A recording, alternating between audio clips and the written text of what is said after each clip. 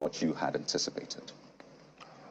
Well, for me, is when you go into a competition, especially in a transactional country as Nigeria, you expect all sorts.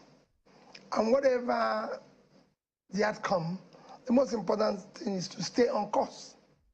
And for me, I'm on course on this because we've seen probably what I consider the worst election in our recent history because of the electoral law of 2022, which gave so much hope, and the huge expenditure we put into technology.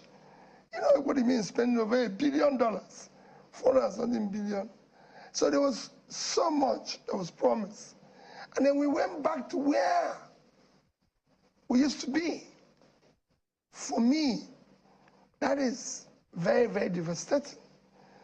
That a country as big as Nigeria, the giant of Africa, and supposedly a nation that should be celebrated globally, 63 years after independence, cannot conduct a simple election, just an election. That's how I feel. But for me, the struggle is on. We must reverse this situation. So are you hurt participating in elections? I mean, you participated in governorship, you've been a running mate, and a lot of people have spoken about previous elections. You think that this is the worst in the country's recent history? Yes, it is the worst because of, like I said, remember, I said because of the law, the 2022 law, that gave so much hope when it was passed, because all those loopholes and difficulties we used to have were taken care of. And then again, we invested in technology, which was supposed to make it seamless. And that was so much noise of from polling booth to server, and everybody would see it globally, and we advertised it. Go and look at the speech of the APC presidential candidate at Chatham House. Go and look at my own speech. Go and look at the speech of the INEC chairman in Chatham House. Everybody paid so much emphasis on the law and the technology. In fact, the APC presidential candidate said that the winner, that the BVAS is evolutionary, that the winner of next election requires an overwhelming mandate of the people to have the courage to be able to do the right things for the country. I said the same thing.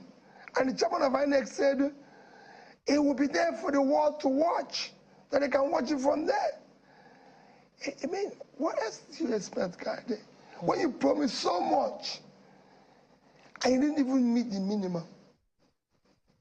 Mr. Bidas? No, Ruben, if you are talking about assumptions that people have made, I'm not even sure our party was given the chance of winning the election, especially if people have taken to the digital media to read the political temperature in the country.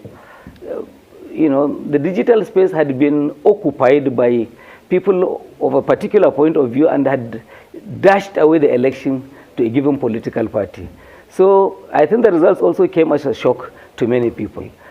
Now, the thing then is, what is the BVAS equipment is supposed to do? It is to accredit voters before they do the exercise. And I want to say that the new equipment has done this so excellently well that it has helped the country for the first time, to read the process of multiple voting and the fake, voters and people who are not registered just walk in and then do this exercise. Yes, there were glitches with the BVAS because the second aspect of it is that it is supposed to transmit results to the main server. It failed to do this, not because INEC was unwilling or government didn't want this to happen, but you know all of the things that happened. The Minister of Digital Economy, Professor Pantami, announced that 16 million attempts were made at hacking. On the particular day of election, 5 million times people had attempted to hack. So the thing is that there was a grand plan, possibly informed from outside or from within. In any case, there is sufficient capacity in Nigeria to hack. When you see all of the trouble, we and everyone is involved in this country, all cultures, all peoples are involved, you know, whether it is the theft or social security in America or whatever, or insurance money. I think Nigerians have developed an unusual capacity, you know, to achieve all of that globally. So if we're doing an election at home and there is a chance to bring those skills here and try them, I think that we are not disappointed that 16 million times they had tried to hack. The important thing is that the integrity of the election was preserved. And so therefore, we ended up with the most improved election that we have seen so far. Of course, we are learning. And from this also, it's a learning process. Some new things will be learned and improvements will be caused as we seek to perfect our process. Welcome to my channel, where we discuss everything and all things politics, especially about the 2023 presidential election.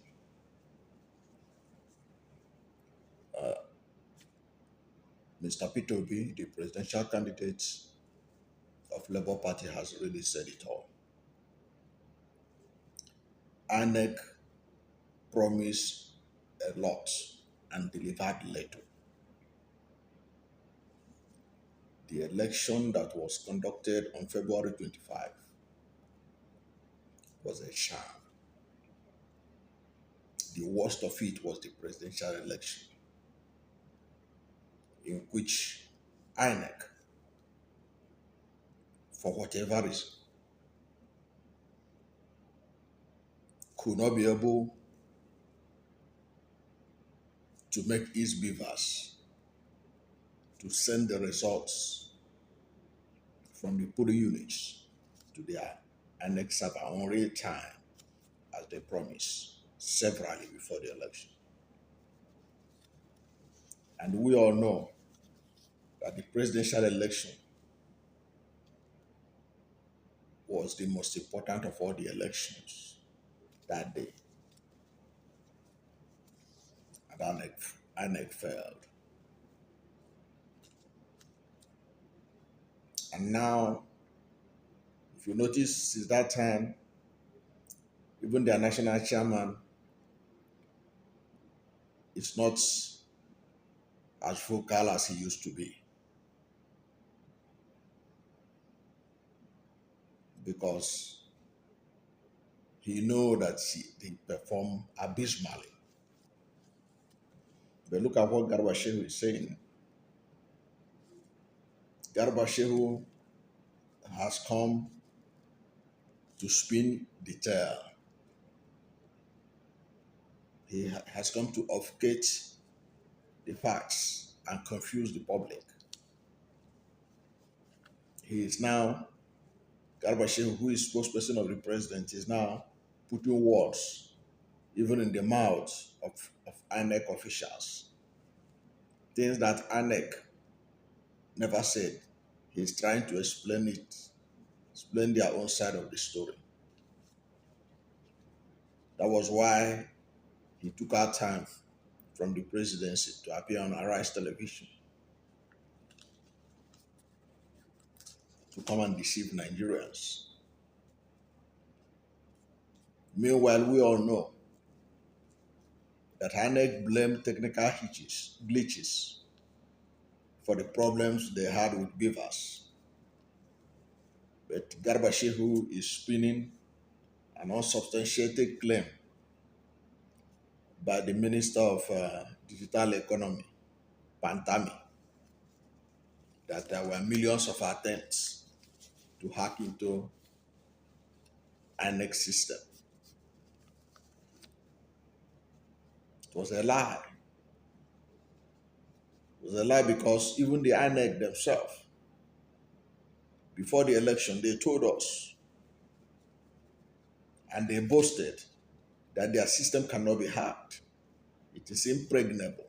You can't get it. No hacker can be able to take it down or attack the system in such a way that they could be able to get access to anything that they have, any data that they have. They made us to understand that it's almost an impossibility for anybody to successfully hack into their system. But here is Garba telling us that millions made attempt to hack it and they didn't succeed. But that was not the message from our neck.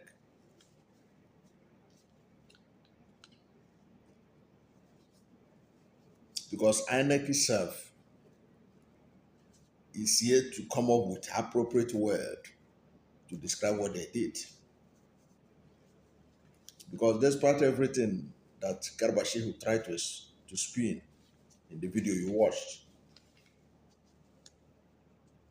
he couldn't explain the reason for the inability of the BVAS to transmit presidential election results to the INEC server from the polling units. But they were able to successfully transmit senatorial election results, House of Representatives election results. But when it gets to the issue of uploading presidential, no machine throughout the whole Nigeria, throughout the 36 states of the Federation and the Abuja, no BVAS machine was able to do that, to transmit the result from the polling unit, presidential result from the polling unit to the INEC server, or the so-called IRF. None was able to do it. So you can now see that it was a systemic decision taken by INEC to make sure that the presidential election is not uploaded from the polling unit for obvious reason. Because if it were the fault was from BVAS, at least you would have heard that people in Imo State was able to upload presidential election results, was able to upload presidential results to the IRF, or some people in Zamfara State were able to do so, or some people in Sokoto were able to do so, or some people in Port Harcourt were able to do so. But this one, all the BVAS system, all the BVAS in 176,000 around the country, none could be able to transmit the presidential election results. And that will tell you that this was deliberate. And there is nothing anyone can tell me that will make me think otherwise. It was a deliberate attempt to make sure that the presidential election results is tabulated manually in such a way that it can be manipulated. And that was exactly the kind of thing we are running away from over the years. And we thought that BVAS will help us to get rid of it. We were wrong. We thought that the Electoral Act will help us get rid of all these problems. We were wrong. We didn't know or failed to realize that even with technology, men still have to operate the technology. And the INEC showed Nigerians better. And many are are yet to recover from the shock they got from INEC. Many don't want to go and vote again, even in the governorship election. But I would advise that people do go and vote. So the election in which the result was not, the presidential result was not uploaded on real time, like the House of Reps and senatorial results, shows clearly that it was a sham. Of course, we all saw what happened in many states where people vote, where people vote without being accredited by BVAS, violence everywhere, snatching of ballot box that they say can never happen again. All manner of things that we thought would never happen, happened. It was a total disgrace. Peterobi captured it accurately. What happened on February 25? It was a total disgrace because the election was not conducted strictly according to the Electoral Act of 2022 or according to INEC guideline, which INEC made by itself. It was a total sham. So what Garba Shehu is trying to do is trying to make Nigerians think that that election has anything to offer, that INEC did well, that it was an improvement. It was a total disgrace. It was a total disgrace. And how you know that it was a total disgrace is look at what other parts of the world, observers, foreign journalists, foreign media organizations, what did they see on that day? The Economist of London described it as a chaotically organized vote and messy count. That's how he described it, as chaotically organized vote and messy count gave Nigeria a new president. That's what the Economist said. That's how they described it. The Financial Times, in an editorial, Financial Times is also of London, said in an editorial that the election was deeply flawed and the winner, a wealthy political fixer. A wealthy political fixer. We thought that this election will help us to get rid of political fixers. But instead, the election produced a political fix to show you that it failed because political fixers are the people that Electoral Act 2022, the BVAS machine, and all whatnot was expected to take care of so that they will never have the kind of influence they have been having in this country, in Nigeria's electoral process since 1999. The Guardian of UK described the winner as an immensely wealthy veteran power broker, trailed by corruption allegations.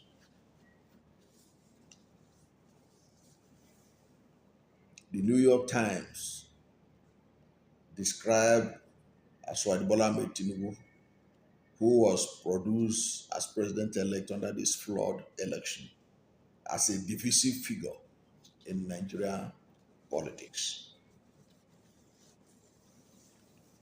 Robert Rothbeck, founding director of the Harvard Kennedy School's program on intrastate conflict, wrote an opinion for the Canadian's influential Globe and Mail. Each line stated that Bola Ahmed Tinubu's election is another triumph for Nigeria's corrupt old guard. The Time of London said, a wealthy kleptocratic godfather of politics.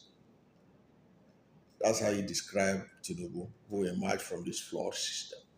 A wealthy kleptocratic godfather of politics. The Financial Times said it witnessed armed men remove a presidential ballot box in Surulere, Lagos on election day. And that is what Garba Shehu is whitewashing, that everything was fine. The CNN wondered if what was handed Tinubu was a mandate with less than 10% of the registered voters behind it.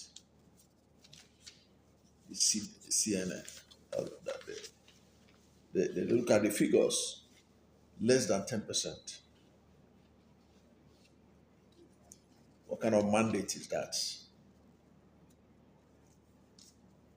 Al Jazeera ran a special report on how the election was disrupted in Lagos on election day with headline, How Violence Robbed Nigerians of Their Votes. The Washington Post quoted Matthew Page, associate fellow with Chatham House, as accusing INEC of making both deliberate and unintentional mistakes. He said, they raised the hopes about the election and its transparency, and then they dashed them. When the opposition says the process was broken, it is hard to argue with them. These are unbiased foreign observers. They have no special interest in Nigeria except to see how the election was. Unlike the biased analysis of the election by Garba Shehu.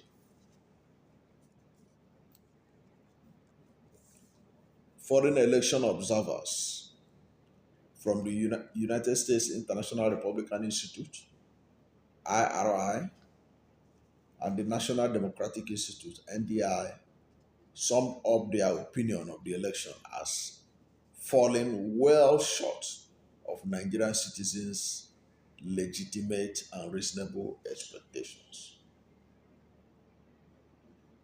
That sums it up. So let nobody deceive you that election was any improvement at all. Like Garba Shehu and the APC are trying to spin it. Even President Muhammad Buhari, who parades himself as champion, anti-corruption champion of Africa, has been all over the place saying that the election was free and fair. Perhaps he has failed to read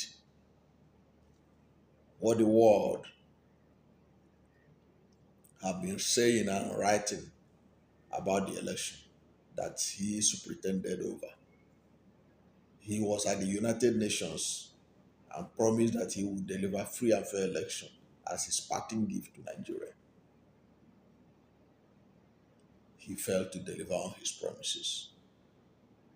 But why should anybody expect anything more than what we saw from Buhari? His administration had been full of failed promises. From security to economy to everything.